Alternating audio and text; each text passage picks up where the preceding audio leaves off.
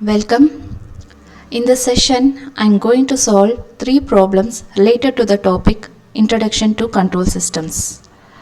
So, coming to the first question, that is, I am going to solve the Q2 problem. So, the question is, which one of the following statements is correct? First one is, feedback can improve stability or be harmful to stability. Yes, feedback is like a two-knife edge. So, depending on the design of the feedback, it can either improve the stability and as well as it can harmful to stability. If you see this graph, second graph, the introduction of feedback can make the system unstable or stable.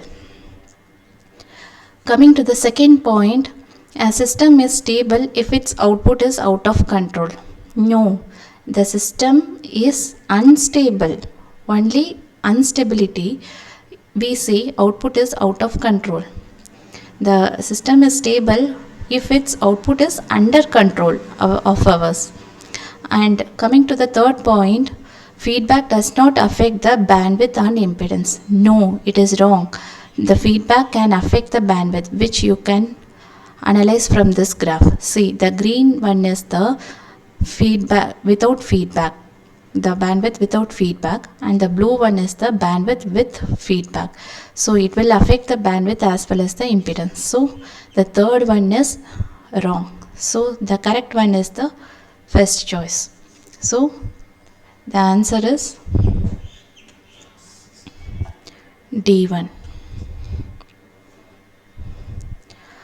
Coming to the next question, here the inverse Laplace transform ILT of this one is. So the inverse Laplace transform is applied to 1 by s into s plus 2. So by using partial fractions method, let a be some constant and also b be some constant. I am going to use partial fraction method. So 1 gives a into s plus 2 plus b s. So by putting s equal to minus 2, the equation becomes 1 equal to this term becomes 0. So minus 2b. So hence the constant b is minus 1 by 2. And by substituting s equal to 0, this term will become 0. So hence we can find the value of constant a, which is 1 by 2. Substitute these in the equation, you will get 1 by 2s minus 1 by 2 into s plus 2. So by taking inverse Laplace transform, you will get, just take 1 by 2 outside, you would get 1 minus e power minus 2t. So this is the answer. Sorry, D1 is the answer. So coming to the Q6 question, here which of the following statements are correct? The transfer function is defined only for a linear time invariant system. Yes, transfer function is not defined for non-linear system. It is defined only for the linear time invariant system.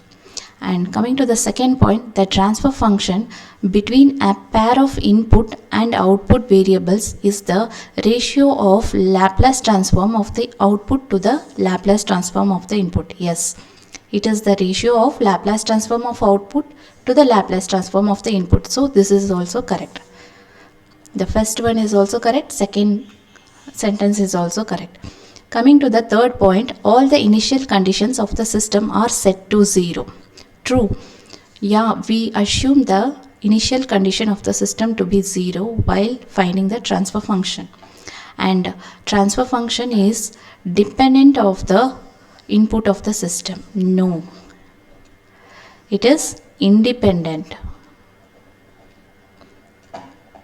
because transfer function is the property of the system itself. It is not dependent on the input.